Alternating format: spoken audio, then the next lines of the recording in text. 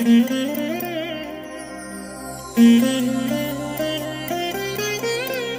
దినం పరము నుండి దిగివచ్చు మాట. ఇది నీ జీవితానికి వెలుగుల బాట. నీ ఒడిలో ఉంచబడిన దీవెనల మూట, అద్భుతాల ఆనంద ఊట. డిసెంబర్ 6 సంవత్సరమంతా మీరు బైబిల్ చదివి ముగించడానికి మీరు చదవలసిన లేఖన భాగం ఉదయం దానియేలు గ్రంథం 3 మరియు 4 అధ్యాయములు, సాయంత్రం యోహాను వ్రాసిన మొదటి పత్రిక 5వ అధ్యాయము. ప్రియమైన దేవుని బిడ్డలారా, ఈ ఉదయకాల సమయంలో ప్రభు యొక్క కృప మీకు తోడైనుగాక. ఎలా ఉన్నారు? బాగున్నారు కదూ? ప్రభు మీ చేయి పట్టుకొని మిమ్మల్ని నడిపించడం నా హృదయంలో నమ్ముచు మీ కొరకు ప్రభువుని స్తుతిస్తూ ఉన్నాను. ఆయన చక్కని త్రోవలో మనల్ని నడిపించే దేవుడు. ప్రతి లేమిని ఆయన తొలగించే దేవుడు. ఆయన నీకు బోధించే దేవుడు. ఆయన స్వస్థపరిచే గొప్ప పరమ వైద్యుడు. ప్రియ దేవుని బిడ్డ, ఇటువంటి గొప్ప దేవుణ్ణి నీవు కలిగి ఉన్నందుకు నువ్వెంత భాగ్యవంతుడవో లేదా భాగ్యవంతురాలువో నీకు తెలుసా? ఆయన నీకు ఎల్లప్పుడూ శ్రేష్టమైన వాటినే దయచేస్తారు. ఎప్పుడు కూడా తల్లిదండ్రులు తమ పిల్లలకి పనికిరానివి లేదా అక్కరకు రానివి ఎప్పుడూ ఇవ్వరు.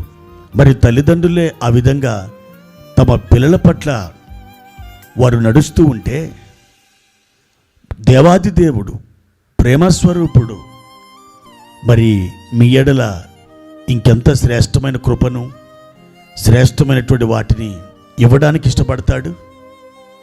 ప్రియ దేవుని బిడ్డలారా, అటువంటి గొప్ప దేవుణ్ణి మీరు కలిగినందుకు ఈ దినం ప్రభువుని కొన్ని నిమిషాలు స్తుతించండి.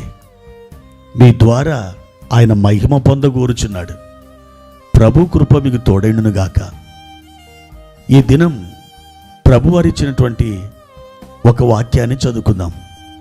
71వ కీర్తన 1వ వచనం. యెహోవా, నేను నీ శరణు జొచ్చియున్నాను, నన్నెన్నడూను సిగ్గుపడనీయకుము. ప్రియ దేవుని బిడ్డలారా, కీర్తనకారుడు ఒక చక్కని మాట దేవునితో చెబుతున్నాడు. ఇదొక ప్రార్థన. తండ్రి, నేను నీ శరణు జొచ్చియున్నాను. ఆయన శరణు జొచ్చితే ఆయన తన యొక్క భక్తునికి ఎన్నడూ సిగ్గు కలగనీయడు. ఆయన సిగ్గు కలగనీయడు గనుకనే ఇక్కడ కీర్తనకారుడు పరిశుద్ధాత్మ ద్వారా ప్రేరేపించబడి, యెహోవా, నేను నీ శరణు జొచ్చియున్నాను, నన్నెన్నడూను సిగ్గుపడనీయకుము అని రాశాడు.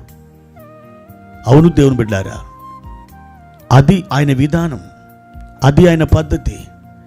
ఎవరైతే ఆయన శరణు జొచ్చుతారో, ఆయనను ఆశ్రయిస్తారో, ఆయన సన్నిధిలో ఆయన కొరకు కనిపెట్టుకొని ఉంటారో, వారు ఎప్పుడు కూడా సిగ్గునొందరు, అవమానం పాలు కారు.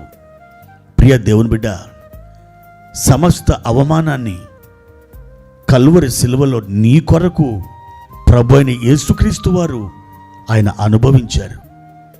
ప్రతి విధమైన నింద ఆయన నీ కొరకై ఆ కల్వరిలో భరించారు. గాయం, సిగ్గును ఆ సిలువలో నీ కొరకు ఆయన సహించారు. ఎందుకో తెలుసా? నీకు మహిమనివ్వడానికి, నిన్ను స్వస్థపరచడానికి, నీకు రక్షణ ఇవ్వడానికి, నీ హృదయంలో నిండైన సమాధానం ఆయన నీలో సమృద్ధిగా కుమ్మరించడానికి. ప్రియ దేవుని బిడ్డ, నీవు ఆయన శరణు జొచ్చినట్లయితే ఈ లేఖన ప్రకారం నువ్వెన్నడూ కూడా సిగ్గుపడవు. యోవేలు గ్రంథం 2వ అధ్యాయము 26వ వచనంలో దేవుని వాక్యం ఇలా సెలవిస్తుంది. నా జనులు ఇక నెన్నటికి సిగ్గునొందరు. సాక్షాత్తు దేవుడే ఈ వాగ్దానాన్ని తన ప్రజలకి ఇస్తున్నారు. తన ప్రజలలో నీవు కూడా ఉన్నావు కదా. అయితే ఈ వాగ్దానం నీ కొరకే. నువ్వు ఎన్నడూ సిగ్గు నొందవలసిన అవసరం లేదు. నిన్ను ఆయన సిగ్గు పడనీయడు. నీవు సమాజంలో తలదించుకొని అవమానంతో కుమిలిపోవలసిన ఆ పరిస్థితిని నీ దగ్గరకు దేవుడు తీసుకొని రానివ్వడు. నిన్ను ఆయన ప్రేమిస్తున్నాడు. తన మహిమ వస్త్రంతో నిన్ను కప్పి నిన్ను ఆయన ఘనపరచబోతున్నారు. ప్రియ సహోదరి సహోదరుడా, ప్రతి విధమైన అవమానాన్ని ఇంతవరకు నువ్వు సహించుండొచ్చు. అవన్నీ కూడా ఒక మహిమగా దేవుడు మార్చాలని ఇష్టపడుతున్నాడు. ఈ ఉదయకాలం ఆయన తట్టు చూడు, ఆయన వైపు కన్నులెత్తు. దేవా, నా జనులు ఇక ఎన్నటికీ సిగ్గునొందరని నువ్వు సెలవిచ్చావు కదా. నేను నిన్ను ఆశ్రయిస్తున్నాను. నన్ను సిగ్గుపడనీయకు తండ్రి. నీ తలను ఎత్తువాడు నేనే అని చెప్పిన వాడు, నేను నీ ద్వారా ఈ సమాజంలో తల ఎత్తబడి నీ మహిమ కొరకు, నీ నామ ఘనత కొరకు ఉండాలని ఆశిస్తున్నాను. అట్టి కృప నాకు దయచేయమని నీ ప్రార్థనలో ఆయన్ని వేడుకో. తప్పకుండా నీ తలను పైకెత్తుతాడు. నీ అవమానములన్నీ ఘనతలుగా ఆయన మార్చేస్తాడు. సమయం సమీపమైంది. అది ఇంకా ఎంతో కాలం పట్టదు. అతి త్వరలో ఒక శుభవార్తను నువ్వు వినబోతున్నావు. ప్రభు కృప నీవు తోడుగా ఉండునుగాక. ప్రార్థన. పరిశుద్ధుడా, ప్రేమ కలిగిన తండ్రి, మీ ఘనమైన శ్రేష్టమైన నామానికి వందనాలు. ఈ ఉదయకాల సమయంలో మా తండ్రి, మమ్మల్ని మేము మీకు అప్పగించుకుంటున్నాం. మా ప్రియుడా, మమ్మలను సిగ్గుపడనీయని దేవుడవు. మా అవమానాలు, మా దుఃఖాలు, మా నిందలు అన్నిటినీ సహించిన దేవుడవు తండ్రి. మేము మీ శరణుజొచ్చి ఉండగా మమ్మల్ని ఆదరించి ఆనందముతో నింపే దేవుడవు నాయన.